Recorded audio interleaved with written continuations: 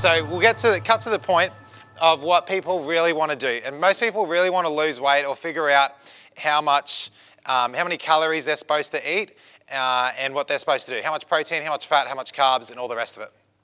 So you're going to get your scan done next week, and then when you get the scan done, it's going to say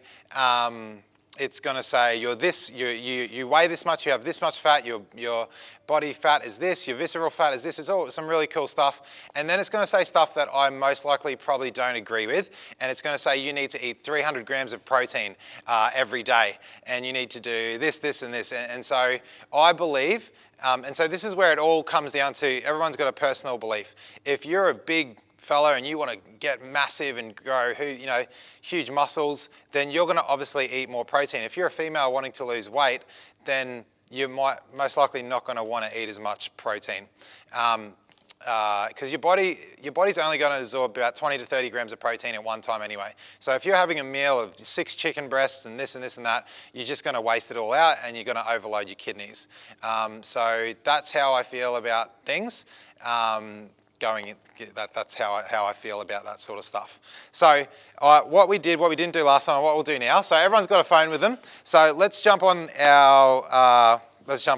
whatever, Google's. I want you to type in. So has everyone tried to lose weight before, or has anyone not ever used MyFitnessPal, for example? Yep, cool. You've not used it? Okay, cool. Yep, cool. So a couple of people haven't used some. You had a gastric sleeve? Okay, cool. So a gastric sleeve is when is this on, by the way? That's recorded, yeah, cool. I went to the toilet before too. You weren't? No, okay, no. So a gastric sleeve is where we're getting our stomach, shrunk, it's going to reduce in size. So therefore you're going to be obviously wanting to eat smaller meals and more of them. There's a lot of problems with reflux. I'm sure they gave you a lot of other things as well. Yep. There's a lot of other food changes that you used to love and all of a sudden you don't, and it probably feels like maybe if you have been pregnant before, it's going through that same sort of thing again. Yeah, awesome. Okay, I'm not a woman, I don't know, but anyway, that's what I've heard. So what we're going to do is we're going to jump onto calculator.net, just if people don't have MyFitnessPal. So calculator.net, everyone's on there, and we're going to go to the health section down the bottom, and we're going to go onto the calorie calculator. Where are we? So fitness and health, and then we're going to go to calorie calculator. We're all going to do it together, and we're all going to tell everyone how heavy we are and how old we are and all that sort of stuff. Okay, great. So metric units, that's us. So we're going to throw in our age. We're going to throw in what we are. We're going to throw in how tall we are. Lovely. How heavy we are. Who wants to say how heavy we are? How many kilos we're going to lose? How much kilo are we going to lose for this challenge in 6 weeks? 5? Yeah, cool. So a kilo a week. Yep, so that's pretty good. And so your calories, so you've probably heard, I'm just going off things, ask questions, ask as many questions as you can, because that works better that way. You've probably heard that for a woman should be eating like down to 1,200 calories if you want to lose weight, or 1,500 calories, and they throw out these random arbitrary numbers that's supposedly supposed to be attributed to every person on the planet, and obviously that's not the case. 2,000 for a guy, 1,200 for a woman or something if you want to lose weight. This is obviously a little bit more accurate. Activity level, so this is working on your sort of how many times you're going to exercise a week. How many times are we going to exercise a week? 5, awesome, yeah, cool. There's no right answer or wrong answer. Anything more than 1 or 2 is good, but so 4 to 5 times a week. Let's click on that, and then let's go calculate. Okay, so we're all getting different things. So for myself, for me to maintain weight, I'm going to do 2,820 calories a day. Yep, to mid-weight loss, I'm going to do 2.5, weight loss, 2.3, extreme weight loss, 1,800 calories a day. Okay, great, and you've got whatever you've got right there. So what we do then is we then figure out what most dietitians and nutritionists would do would then figure out what percentage of fats, carbohydrates, and proteins you would be eating. Yep, so protein, so they're your macros, so you got your protein, fats and carbohydrates, everyone knows these things. So what's a normal percentage for proteins, would you think? Or 20, 30%, yep, cool.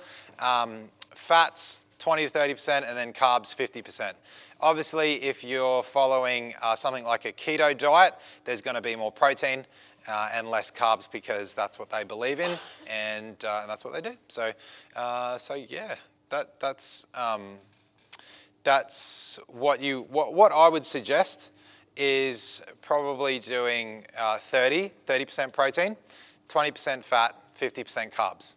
Yep. So of that calories that you've got right there, you would then go away and write on a little piece of paper, 30, figure that out, whatever that is, and then you realize that 30% of 2,800 is 1,000 calories of protein a day, and then figure out the rest, the 20% and then the 50% there. Is that all making sense to people? Am I going too fast? Any questions so far? Yes.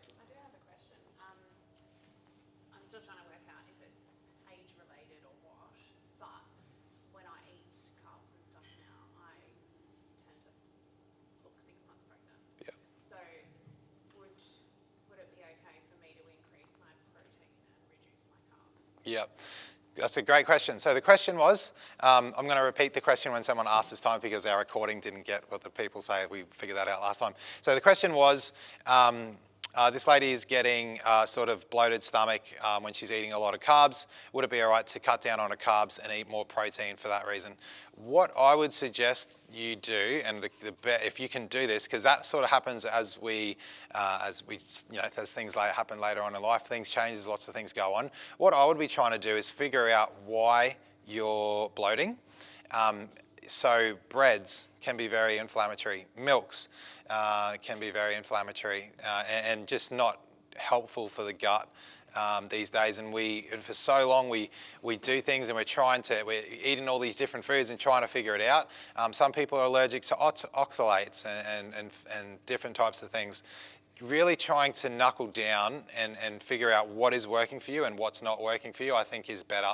Instead of just saying, I'm not going to eat carbohydrates anymore and focusing more on protein. I don't personally believe that that's a healthy outcome for you, and you're probably not really figuring out what the problem is. I would be doing an elimination type diet and saying, right, I want to start with something that works and then stick with that and then tick those boxes and then slowly add in things until you figure out, yep, that's working, that's not working. That's what I would try and do. I personally cut out breads. I don't eat bread anymore, and I don't eat dairy anymore as well, and it's helped out heaps. It's just helped out a lot with the constitution of my body and how everything works and how I feel. That was a big thing for me to figure that out at this later stage of life. It would have been great to figure them things out a lot earlier. So okay. So you're breaking up, so you've got your set calories. Let's just work on 2,000 calories today. Everyone's going to eat here 2,000, it says that we need to eat 2,000 calories a day. So 30% of that, of 2,000 calories, is 600 calories. So 600 calories a day of protein. Then you would be breaking that up, and what I think is the most important when it comes to food is figuring out what is going on with your life. Do you have kids? Are you working a 12-hour day? Are you waking up at 6 o'clock? When are you doing your workout? All of these things are really, really important when you're trying to figure out when to eat all your food. So some people might have, let's just do it. What's a normal life these days? A normal 9-to-5 job. So if I was working a normal 9-to-5 job, I would be waking up in the morning and I would be getting my exercise out of the road in the morning because I'm a morning person, and that's what I would be doing. So I would be focusing most of my food around that time, around my workout. So I believe that nutrient timing is really, really important. So when you do a workout, you want to get some liquid protein into your body as quick as possible. So that's why you see the muscle builders, the big fellas, walking around with protein shakes, and because they're trying to get protein into their body as quick as possible. Your body's going to absorb those nutrients quickly because it's called the window of opportunity, and your body's going to absorb those things. Does that make sense? Everyone knows that? Does anyone not know that? Am I breaking any boundaries here with information and knowledge? No? I'm talking after. So you want to get your protein after, but you also want to make sure that you have protein in your body before as well. You want? Sorry. Yeah. Would you have breakfast before you go and work out? It all depends. It truly does. It all depends on how you go, who you are. You know what I mean? I normally don't. I'm a pretty lean, skinny guy. I've always tried to bulk up, and if I wanted to, I could, but I have to eat so much, fast metabolism, blah, blah, blah, all that sort of stuff. It all depends who you are and how things work for you. It would be good to carb up. Like, you look like a pretty solid fella. Like, it would be, if you want to keep that muscle, then I would maybe want to, do a little bit of carbing up before you work out, or have a teaspoon of peanut butter or something like that. That's going to be heaps of fat, heaps of energy. And then, even having, I think a teaspoon of peanut butter is amazing. You got fats, you got energy. We know that fat is full of energy. Fat is apart from alcohol, is the most dense energy source. So you've got carbs and protein that are 4 grams. So every gram of carbohydrate is 4 calories. 4 calories, 1 gram of protein is 4 calories. 1 gram of carbohydrates is 4 calories. 1 gram of fat is 16, and 1 gram of alcohol is 11. Okay, so alcohol is just sort of below. Is it more or less? Or now this is going to make me really embarrassed, isn't it? I'm sorry about that. Anyway, so alcohol is very dense in that's bad. Alcohol is really dense. If anyone wants to Google that while we're doing this, that'd be really cool. I know alcohol is 37 kilojoules per gram, but anyways, and I think fat is 36. So I think alcohol's more dense than fat. Yes. So yeah. I'm sorry. Okay, yeah, okay. Anyways, where were we? So, would you carb up before a meal? Yes, I would eat before a meal. So you're not going to be wasting into muscle. You're not going to be breaking down muscle as you work out. So if you worked out for an hour and you didn't have anything in your stomach, what normally happens in the human body is we have glycogen stores. So glycogen stores in your muscles, in your organs. Was I right? Was I good? 7 calories. Oh, okay. So, and what was the fat? Was the fat 9? Your fat's 9. Fat's 9. Thank you for that. Where was I? What was I saying? About Organs, glycogen. So right now everyone's got a certain amount of glycogen in their body, in their organs, in their muscles. So if we all got a fright, we'd move really quick because that's glycogen straight away going into our muscles. When you run out of glycogen, then you're not going to be able to perform as well. How do we go? It was fat 9? Yeah, fat. So fat's 9, alcohol's 7, carbohydrates and protein are 4. Excellent. Yeah, we got there. All right. Okay, cool. Glycogen. So you want to be full of energy. That's why people who are doing long distance running, they carb up the night before. They load up. Because they need it. Does that make sense? Or am I just cool? So you want to have food in your body before you're doing a workout, so you can work out better. As soon as you finish a workout, that's the time you want to eat. Get the most amount of food around that 2 to 3 hour period. Yep, your body's going to absorb it all, especially in that 40-minute window. And then after that, you should be having a meal at least 30 minutes after that meal, getting a good meal in your body. Boom, and then another 2 hours after that, you should be having another meal. And then you want to be tapering off from that with the amount of calories that you're having. Does that make sense to everyone? in regards to weight. And that's going to work for weight loss. That's going to work for building muscle as well. The way we lose weight is by being in a calorie deficit. It's really, really simple, but really hard to do in this day and age when there's so many great foods, and we just feel we can go down the shop and eat whatever we want. So it's very, very difficult. If we want to do anything in this world, you've got to be really dedicated, and you've got to be really focused on what you're doing. You've got to be prepped. You've got to have food in your fridge. You've got to be ready to go. If you're working all day, you've got to have a handful of nuts on this side, and a this on here, and a food package here ready to go. And if you don't have that, you're just going to end up falling back to whatever you always do, and going down the road and getting something to eat. So I would suggest that everyone be super, super organised and start, you don't have to use this, but going through some meals and figuring out what's going to work for you, and what's going to be effective in your in your lifestyle. What works for you? What are you going to enjoy doing? What are you going to like eating? Because if you don't like it, then you're not going to do it. So yeah. Tim, so those of us that work out, at 5 a.m., like eating beforehand is probably not really an option. Yeah. Unless you get up at 2. Yeah. So if you refuel the night before, technically you don't need to eat beforehand. Yeah, if you refuel the night before, you're still gonna have a bit of a fast there, aren't you? No one's gonna eat. Like, you're gonna finish eating at 9 o'clock. So even if you're working out at 4 o'clock or 5 o'clock in the morning, there's still a 9-hour sort of, 8-hour fast sort of type of thing there. But your body will be fueled up. Yeah. Can you, I use it, I think it's a genetics brand. It's a pre and post protein. So it's just a scoop of protein mixed with, I do about 400 mils of water. I drink 200 before workout and 200 after. Yep.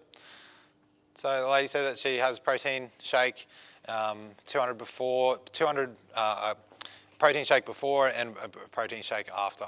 And so that's easily ingestible. Not going to have too much problem be able to do a workout with that.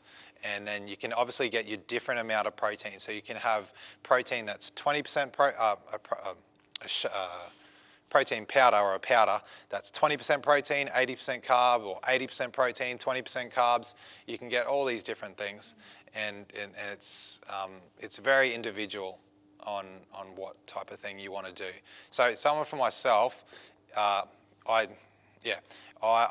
try and live a very natural life. So I don't do protein powders. I don't do any of those things. But if I was going to do it, I would most likely be finding something that's 50-50, knowing that my body's not going to be able to absorb 100 grams of protein anyway. So making sure that my body, which is going to use up all that energy anyway, I don't want to bust into those proteins. I'm going to make sure I've got carbohydrates as well, which would be really important, and fats. So fats are important too. They're very, very important. Every meal should have protein, fats, and carbohydrates. So on your hand, we've got, so have a look at your hand. This part of your hand, protein. Yep, the palm of your hand, that's how much protein you want to have. A handful is your carbs. A handful of, vegetables, carbohydrates, so either rice, potatoes, or something like that. And then you want to have 2 handfuls of vegetables, and then a thumbful of fats. And then I think it's for male 2 thumbfuls of fat. So if you're having that in every meal, so if you forget all of this amazing 7-day meal plan, and you're like, oh, I don't know what to do, just have a look at your hand and go from there, and you'll be able to figure it out. Yeah. Yep. Okay. Yes. How long does it take for a smoothie to digest? That is a good question. A smoothie is going to digest the quickest out of anything, unless it's like sugar or glucose or one of them like gels. It's going to digest in probably about, like under an hour. It's going to be getting into your bloodstream really, really quick. Hence the reason why people do protein shakes. So that's why they do it. So yeah. Yeah, that's answer that question. Okay, what else can I say? Does anyone have any questions? I feel like everyone knows what they're doing. Does everyone know? Does anyone? What's everyone worried about with their exercise or their diet? What's some challenges that you see going into 6-week challenge or 7-week challenge? 6-week challenge. What's some challenges that people see nutritional wise? I've never tried any diet whatsoever, so my biggest fear, I guess, is having the education and the knowledge of the calorie counts and whatever else leading into the 6-week challenge. Yep. Obviously going to be how, I guess, how like determined I am to stick to it, but then also not falling behind without having options. Yep. So, like obviously you got breakfast, lunch, dinner, but what would be classified as a snack or like I love fruit. Like how much am I going to be ruining things by having fruit? Yeah. Or is that like where does that lead into the whole calorie count and that sort of thing? Sure. So we had a question from a lady who says that she's never done a challenge before and basically just not sure how to break up all the meals, and when to eat fruit, if not fruit is good or bad, and how to get around all those things. So let's say you're wanting to lose weight, right? And you're wanting to build muscle and lose weight, tone up. So whatever you're doing at the moment, you will obviously want to be reducing the amount of calories that's going into your body. So I would be, if I was on a challenge, I would first be cleaning out my cupboard. Not that there's cupboard anything bad in there, but anyway, I would be cleaning it out. So you know that anything like biscuits, all these types of things, all these empty carbs that literally are doing nothing for you, they're not bringing any nutrients into your body, they're not helping you at all. I would be trying to have my snacks from things like fruit, like you said, and from natural sources, peanuts, making a shake, having some vegetables, having a carrot, doing something. I would not be eating, I would be staying far away. I believe that to be healthy, we should be staying far away from anything that's processed. If it's got a package, stay away from it. Like, get back to natural foods from the earth. Eat lots of vegetables. If you're going to eat carbohydrates, eat rice, potatoes, things that your body is naturally going to absorb, and your enzymes are there knowing what's going on. Oh, that's this. We're gonna be able to convert that really quick into some energy instead of some packaged type of trans fat that your body doesn't really know what to do with. It's like, oh, what's this, and that's why we have so much bloating and all these other things, because all this processed food and chemicals and stuff like that. So I would be setting out my day and being like, what do I want for breakfast? Okay, so let's look at some breakfast options. We've got the first 5 days of the meal plan is for normal people who eat meat and all these types of things like that. So as I said, there are things in here that I would not eat. As in like the pork and things like that, but they're on here. So Monday breakfast. So 1B is first day breakfast. So overnight oats. Do you like oats? You know what I mean? Do you like oats? If you're busy in the morning and you're like flat out and you're not a morning person, then you can make this the night before, and you can make it for 3 nights in a row. And you go, yep, I've got my breakfast for 3 nights, 3 breakfasts in a row, and you know that it's 1,700 calories. Oh, I'd also like to make a disclaimer that these will change on every single program you use. Yep. So if you use MyFitnessPal or the 100,000 other ones, there are other different programs. Every single thing here will change. There'll be different energies and blah, blah, blah. So, but you can obviously get a roundabout figure for what's going on. So overnight oats, you can prepare that.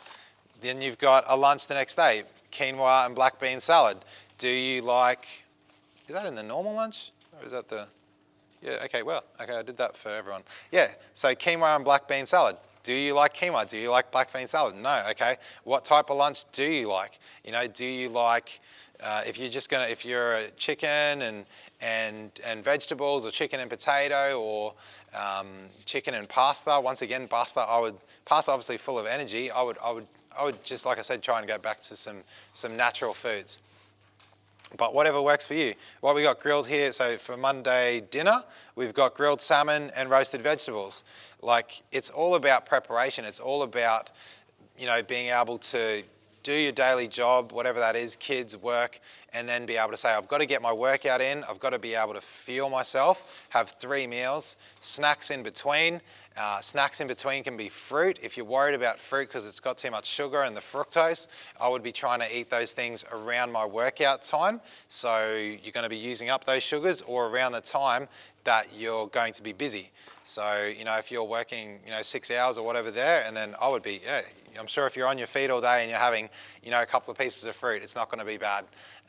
Another thing too is that fruit is not the problem. A lot of people, you know, dietitians, everyone's jumping on, you know, the bandwagon that fruit's the problem and sugar's the problem. I assure you, sugar is not the problem. Fruit is not the problem. It's all the processed foods, it's the excess sugar, it's all those other things that are the problem with people's diets these days. Would I be right, or would it, you know? Yeah. What do you guys reckon? You know? Come on, we need some more interaction here. Okay, I'll just keep talking. Okay, no worries. So grilled salmon. So I put some of these things in here. Let me find one, for example.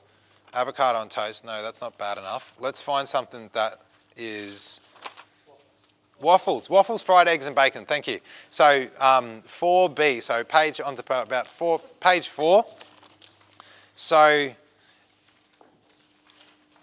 waffles, fried eggs, and bacon. So I don't eat bacon, and waffles would be lovely, but yeah. So you've only got 3 ingredients really there, isn't it? I mean, the waffles have got a lot more, I'm sure. But you've, so 2,400 kilojoules in that for breakfast. If we go back, say, to the day before,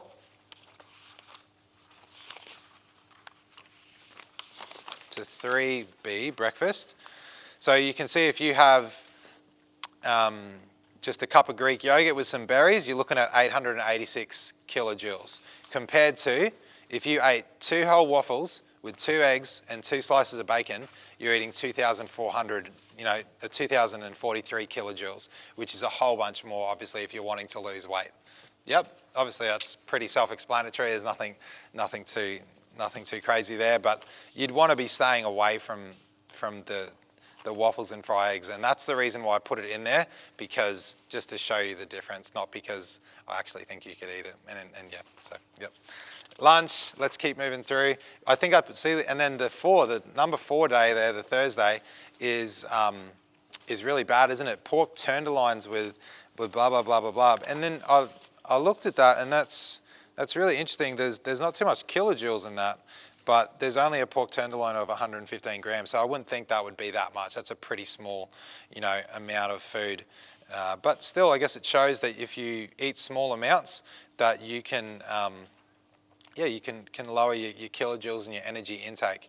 Losing weight is all about energy in and energy out. It's that simple. If you put more energy into your body and you don't use it all, you are going to put on weight. If you want to lose weight, either expend a whole bunch more energy than you're eating, or start cutting down on the foods you're eating. It's really that. That's what it is. I deal with people all day regarding exercise and nutrition, and it's so hard. It is so hard to break people's habits.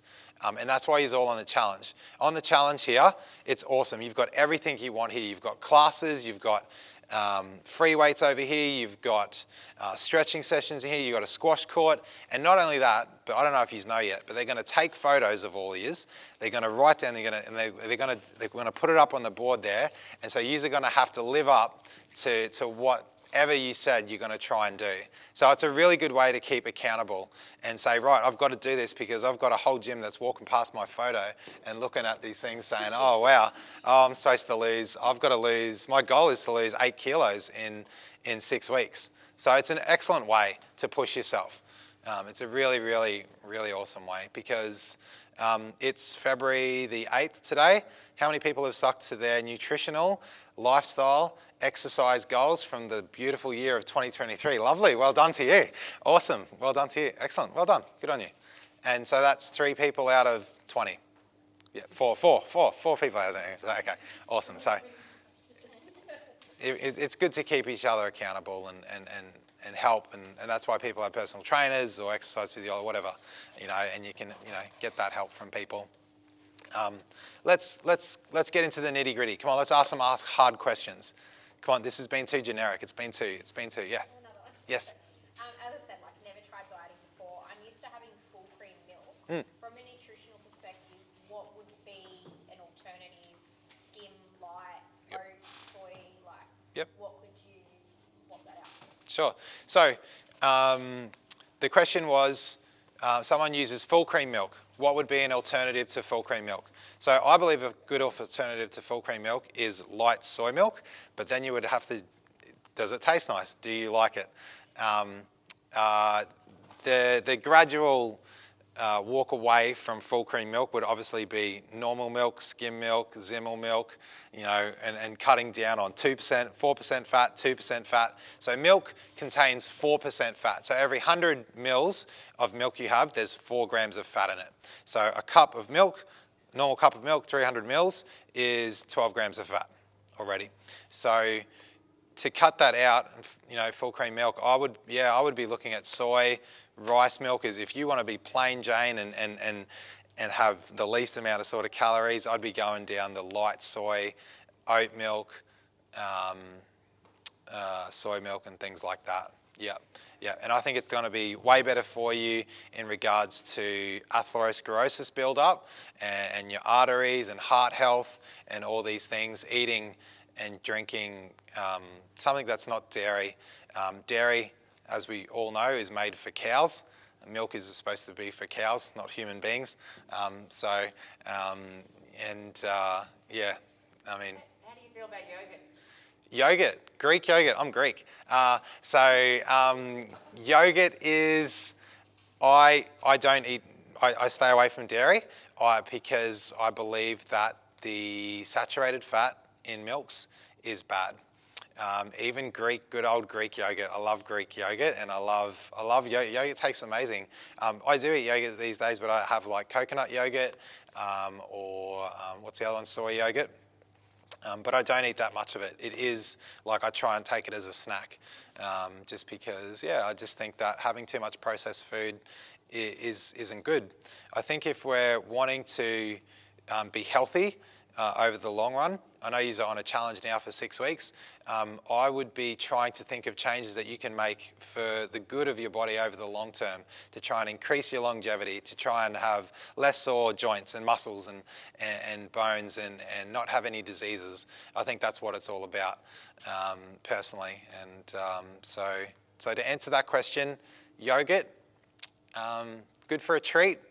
If you're eating it every day and it's like a main meal and that's where you're getting your protein from, I would be trying to find something else. Yeah. It's a bit of a different question, but I work like a long, hard day and like always going and stuff. I find myself not having enough energy. Like I was just wondering like what sort of foods would be better suited to that. Okay. So we had a question, someone working all day and sort of lacking in energy. The person seems to be a young person and full of energy, but you know what I mean, but a young person. And so your metabolism is probably running through the roof, which is great. We'd love to all have that. We'd love to all have your metabolism. You want to fuel your body with energy. You need things like nuts. You need a pocket full of nuts or easy way. They're not going to go off. Fruit.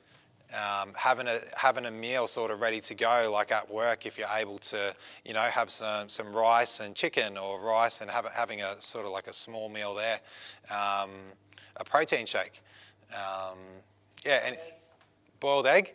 There you go. That's an excellent idea. Easy to travel. Yep. There you go. Yeah, it's got to be realistic, doesn't it? It's got to be something that's going to work for you.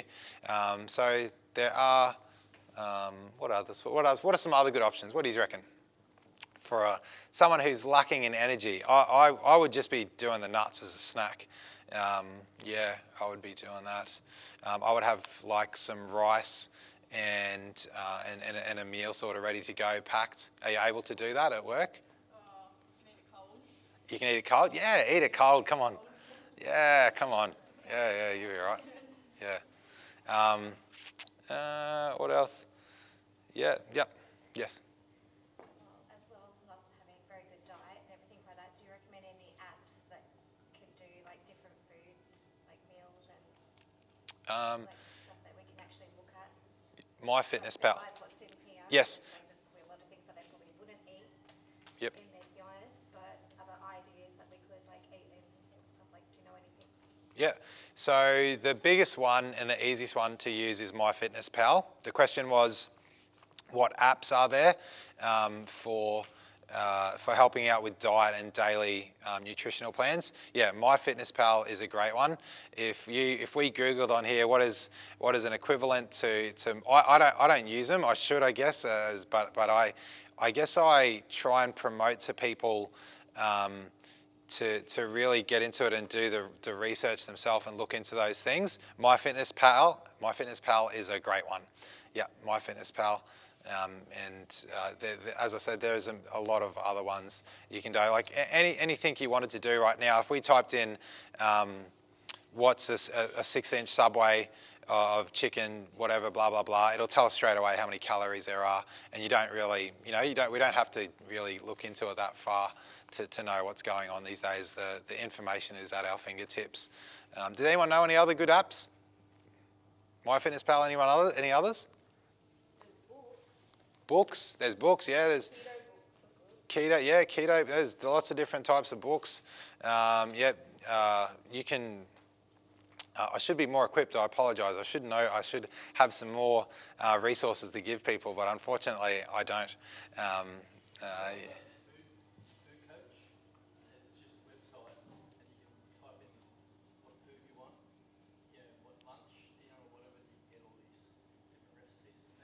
So, if everyone didn't hear that, so it's called My Food Coach, just the Food Coach.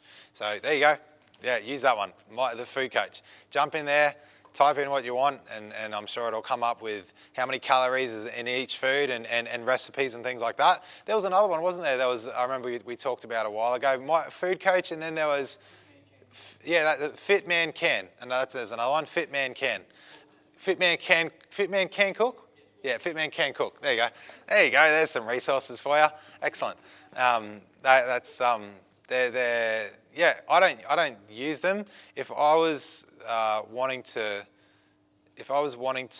lose fat and put on muscle, I would be finding recipes that work for me. Are you a vegetarian? Are you a chicken person? Are you this? Or go to all these websites. I mean, we've got the internet. It just goes on and on and on. There's so much information. It's crazy. So. Is there anything wrong with eating the same thing every day? For your body be okay with that?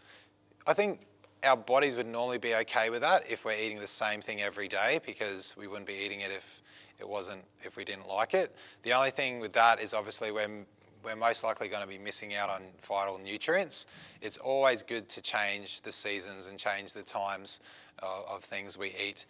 Don't eat the same thing all the time unless you're going into a comp and you want to be one of those muscle builder dudes and they eat the same thing every day, chicken, rice and broccoli, and that's it. And they don't change or vary for 12, I don't know how long it is, 12 weeks, out of comp. So I think that's not a healthy option.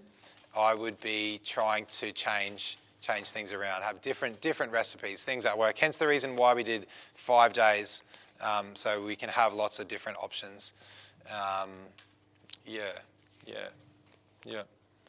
What are your thoughts on protein balls and bars? What are my thoughts on protein balls and bars? I think they're great. They're really expensive. I think they're like $4 a ball right these days, yeah. But they work. There's a really good, I remember making some protein balls. What did I use? Only a couple of ingredients. Chopped up nuts and some things. They're great. They're full of protein. They're easy. You put them in a container and you freeze them for the night, and then they're good to go. I think they're excellent. Yep, it's normally natural. They're only normally natural sources in there, so I think they're great. Great for energy. There's another good one for energy sources. Full of protein, full of energy. Yeah, really good. Yep. What else is there? Yes. What about some suggestions for not sugar alternatives, but when you're craving that sugar, usually I get to about 3 o'clock, 4 o'clock in the afternoon, and I just go, I need something sugary to. Yep, okay. So the question was, what are some sugar alternatives instead of eating sugar, and what can we do to sort of get around that? So the first thing is, when people are craving sugar, sometimes it's because it's not just the sugar, there's something else that we're lacking in or we're not eating enough of. Fats, good fats can normally be the cause of that, and it's like sugar. We want to eat sugar. We want to get this rush in our body, or you haven't eaten enough before, so all of a sudden you've got this, this glycogen surge. You've got this glycogen drop, and you want to eat something because your brain is working from glycogen and sugars. Without that, it sort of can't survive. So to keep regular food up would be really beneficial on a regular basis, to sort of know where you're starting. You're starting to drop around 3. What are you having for lunch? What are you eating? Is it a good source of those 3 things: protein, carbohydrates, and fats? And sort of think about that a little bit, and then go back to, did I eat breakfast? Am I eating at 10 o'clock? Am I eating at 6 o'clock? And if you're not, then that's probably the reason why, because you're crashing out at about 3 o'clock. What are some sugar alternatives? Dates, apple, honey, agave. So there's a couple of things for sweet food. And I actually use the protein balls for my sweetness. Obviously, most of us girls at least once a month crave something sugary, but that's what I would use, because there's a bit of chocolate in the one that I have, and it just stops me from going to Cadbury or something really bad. That's excellent. So the lady said that the lady cravings that everyone goes through, having those protein balls can sometimes get to those cravings and make everything better. Yes. Caffeine alternatives, like I could easily, 5 or 6 coffees a day. Yeah. And those are like milk-based. Lactose makes me really sick. Uh-huh. Oat milk makes me even sicker. Any kind of alternative milk, I don't know whether it's just like my body just doesn't agree with carbs, doesn't like dairy either. Yeah. But I have to have coffee, can't function without it. Okay. Like, would you recommend supplements as alternatives, like caffeine pills? No. So the question was, this lady loves a coffee. She's having 4 or 5 coffees a day. Did you say? Did you say that? Average day. Average day. Yep. So, okay. This is where I'm going to hurt a lot of people here. I'm really sorry. But yeah, so I don't drink coffee or tea. I don't think that those things are good, because there's lots of other health problems with that. And this is just my opinion. So we know that coffee actually cuts off blood supply to the brain, cuts off about 40% of blood supply to the brain. It's going to give you an insulin spike, and then you're going to drop. And that's why people keep having coffees. And also coffee inhibits the body from absorbing nutrients and minerals. And that's for those reasons I believe that coffee is not good. I think that the caffeine drinks and all the other things that are going on in the world are even worse. So I would be trying to stay away from them, but I'm not trying to change you. Just my opinion. So yeah, I would be trying to find energy from a natural source. So food, honey, maybe some sugars and things like that to sort of give you that kick. But I would be trying to build up my energy and get energy from another source instead of like working out, getting those natural endorphins going, exercising and trying to get into a rhythm and a good routine, I believe is more important than drinking coffee. If you're going to drink coffee, great, you drink coffee, then go for it. But just know that you're going to have, I'm sure you know about the spikes and the ups and the downs and all those things. So yeah, cool, I wouldn't promote at all those energy drinks. I don't think they're good. Yeah, that's just me. But the people who do it, good on them. Yeah, that's excellent. Yeah, so. For the coffee, I don't know if you've heard of or tried dandelion tea as a latte. You make it with hot milk and froth it, and that's a natural alternative, or chicory. Yeah, so the lady said instead of coffee, dandelion tea. Make kind of close to a latte. I don't even know what a latte is, but I know it's got something to do with frothing or something like that. So, yeah, I don't know what any of them are. So yeah, there's that. Just think off the top of my head. There are What about decaf? decaf. What about it? Decaf, if you understand the way they actually make the decaf, you probably wouldn't want to drink the decaf once you figure out how they do it. Do some research, have a look into it. It'll be very interesting to see how they do it with chemicals and all these other things. So that. Organic water filtered, is that still bad? What was that? Like if it's organic water filtered If it's organic water filtered, that would be a lot better if you're doing a decaf, but there are a lot of different other ways where a lot of these companies do things to, save a lot of money, and do it in bulk. Anyway, that's just my opinion, not trying to change anyone. Is tea just as bad as coffee? Yes, tea has lots of tannins, tea has lots of caffeine in it, and it's doing the same thing that coffee's doing. It's just formed as it's thought of as a lower type of thing, I'll tell you all the story. I think I told this last time. The way that they cultivate tea, when they have a tea plant, what they do, so tea is full of caffeine and tannins and stringents. So the way that the world works is when you have a tea tree there and the cow comes along and eats it, the tea tree starts sending out more tannins because it's trying to tell the cow to go away and go eat some tea from another place. And so then that tea becomes more stringent and has more tannins and caffeine and more things in it, and that's the way the world works. And so when people cultivate trees and tea trees and coffee leaves and things like that, they cut the leaves down on either side and they trim them, and this produces more caffeine, this produces more tannins, this produces more stringents that are meant to ward off animals, and then people ingest these things. So just letting you know, just not trying to change it. Green tea is exactly the same. The green tea is full of tannins, full of caffeine, full of stringents. If I was going to drink tea, I would be drinking herbal tea. That's just me. But I would be staying away from the ones with so tannins and caffeine. Those are the ones that do have an effect on the body. Yep. And yeah. So, you think about 30 years ago, 40 years ago, 50 years ago, it was normal to have 1 cup of coffee. These days, when you look at people, like if you look on wherever, it's like 6 cups of coffee is normal, or 4 cups of coffee is normal. So,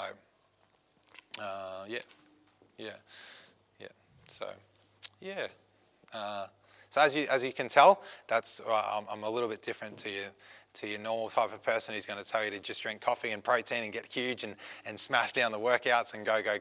I think that looking at your health for the longevity is very important. So you've got a challenge. Try and get down that path and say, right, how am I going to do this? How am I going to make these 3 meals a day work for me while I've got kids and work and everything else, or I'm working 12 hours a day and I've got no energy and I don't know how I'm going to do this. You've got to prepare yourself. No one's going to do it for you. You've got to come in here and still do your workout either in the morning. Are you a morning person or an evening person? All these things matter. You've got to figure all these things out and say, right, I'm going to come up with a routine and I'm going to stick to it. And that's the only way we're really going to see change. Let's go. Any more questions? Come on. Yes. We're almost. Okay. More questions. Go. I struggle with water intake. So I'll either have carbonated water from a soda stream or I'll put a little bit of lemon juice in my water. Is that okay or? Yes, it is okay. The question was, the lady struggles with water intake. Is it okay to put lemon in the water or carbonated water?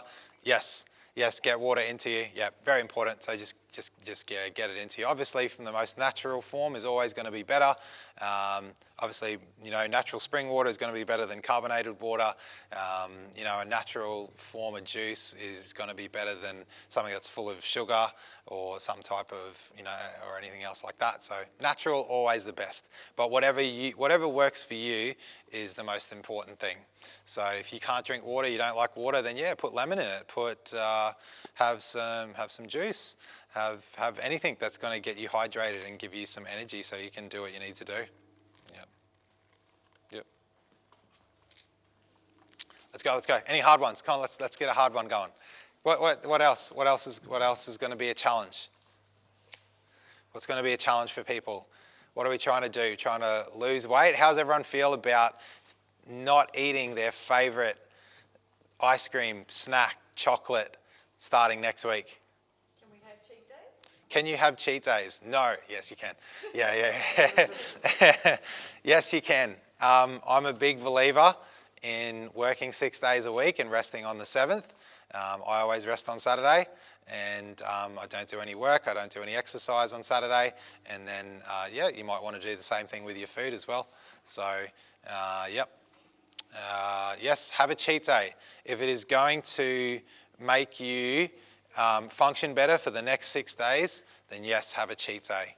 Because it's no good, losing it in the first week of your challenge and eating the bad foods for the next 7 days. So yes, have a cheat day and figure that out too. Factor that in.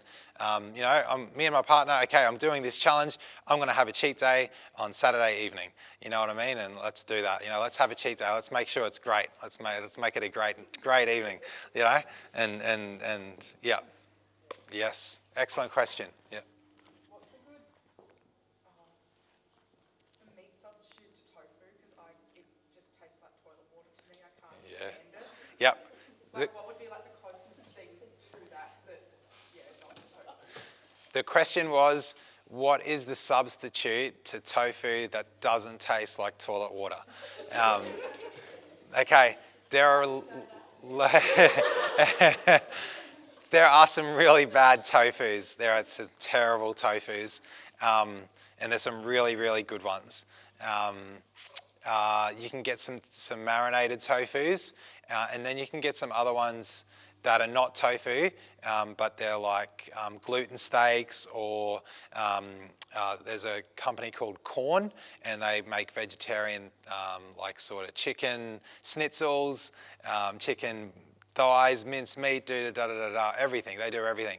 And yeah, there are lots of alternative options out there at the moment. There really, really is. If you're a vegetarian, I wouldn't suggest eating those things because they're processed, too much.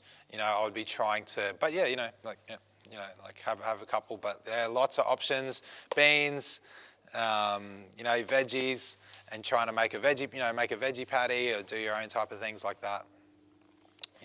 Yeah. Any others? Yes? If you're cooking your protein, what would be the best oil to use? Yep. The question was, what oils would you use when you're cooking? So we know that oils have, you've got some good oils for cooking, bad oils for cooking. So you want a cooking oil that has high burning temperature, has a high burning temperature, yes. So the good high burning temperature oils are rice bran oil, avocado oil, and off the top of my head, another one that I can't think of right now. Those ones. Rice bran and avocado oil are good. Olive oil, not so good for cooking, but good for sprinkling, putting on your food and things like that. Yeah, so the reason why we don't want to cook with things like olive oils and other inferior type oils like canola oil and things like that, because they have a low burning temperature, and so if they have a low burning temperature, they're going to turn into a carcinogen. Carcinogens are bad. We don't want to eat those. Yeah, so So hence the reason why you don't want to cook your foods or fry your foods in things. When you fry foods in a bad oil, even in a good oil, you're normally turning it into something that your body has a problem digesting, or you're turning it into a trans fat or something like this that your body just like, what's this? You know, and that's, we start having troubles, and that's where we start putting on our fat. So the women are going to be putting on their fat here first, and men, we're going to be putting on our fat here. And it's normally the first place we put on fat, and it's normally the last place we lose fat. So, yeah. Yes. Okay, I can feel a hard question coming on. Well, who's got one? Who's got one? No? Do you feel like we covered everything in the hour? Do you feel ready, nutritionally wise? Everyone ready in the gym, ready to work out? What are we going to be doing? Our exercise in the morning or evenings? Both. Both, okay. Awesome, yep. So some people working out in the morning, some people in the evening. Awesome. That's really, really, really good. Understanding what works for you when you've got the most amount of energy and you're able to put in and smash a workout is really, really important. That's excellent. Everyone understand how to use all the equipment? Yeah, everyone know what's on offer here at the gym, like class-wise and things like that? Yep, cool. Excellent. All right. Well, I look forward. There's still keep going if you want questions. I'm happy to keep going. Yeah, I look forward to seeing everyone's photos up on the wall and seeing what everyone's goals are. What's someone's goal? I'm going to know anyway. Everyone's going to know anyway in a couple of days. What's a goal? 8 to 10 kilos. Yep. Okay, so 8 to 10 kilos. Yeah, on the road to, like, I want to get as close as possible. Awesome. So 8 to 10, 6, 8, 10 kilos is so doable in 6 weeks. Cut down on the things you know you shouldn't. Don't go to the shop. Don't go down the aisle that the bad food is there. Don't go down that. Don't buy that. Do it. Just set yourself a goal and say, right, I'm going to do this for 6 weeks and make it happen. Yeah, get in there. Understand what works for you, what your schedule is, when you're going to do your workouts, when you're going to eat, what you're going to eat, have it prepared. Is everyone going to be doing their meal preps on a Sunday before work on the Monday? Yep. Sunday is the day to prepare all your food, get your meal preps ready, so at least you're up to like Wednesday, Thursday, and then by Friday it's like, oh, it's cheat day, or whatever it is, you know what I mean? And yep, sounds awesome. So, yeah, 6 to 8 kilos is very, very doable. 1 kilo a week is very, very doable. Easy. If you're working out 6 days a week, 4 days, 5 days a week, and you're burning more calories than you're putting into your body and you're reducing every day, even just 100 calories, you'll do great. You'll do excellent. So, yeah, good stuff. What's the best exercise for weight loss? What's the best exercise for weight loss? The best exercise for weight loss is the exercise that uses the most amount of muscles. So we want to be doing exercise that's using the biggest muscles of the body. The biggest muscles of the body is the chest. Huge. Chest, your lats. Yep. Your quads, your hamstrings, your glute. Big muscles. Yep. So you want to do exercise that are using those muscles. So for a bloke, obviously push-ups, bench press. Yeah, using your pecs. Body combat. There you go. Body combat. Doing some push-ups, using lots of muscles. When you're doing a push-up, you're using your chest, your core. Squats are using your big muscles. You're using your core, you're using your quads, you're using your glutes. Deadlift uses every muscle in the body. Yep. So using every muscle in the body is good. You're going to be burning lots of energy. Burpees. Oh, look out. Yeah, burpees. Yeah, there you go. Do one of the classes here on what is that morning? Is it? What's the one where you do out there and everyone's dying out the front? Yeah, shred. Yeah, do that. Every class here, every class I always see everyone walking out of here. I'm like training my guys here, and I'm like, we're taking it easy. I deal with a lot of DVA and elder people, so it's all very nice and chill. And then people are coming out of these classes and they're just sweating, they're falling over, and they're loving it, and they're all having a good time. Their endorphins are running, It's really, really good. So get in there, do some classes, and yeah, big muscles of the body. Use big muscles. So for example, does everyone know what a clean and jerk is, or a snatch movement is?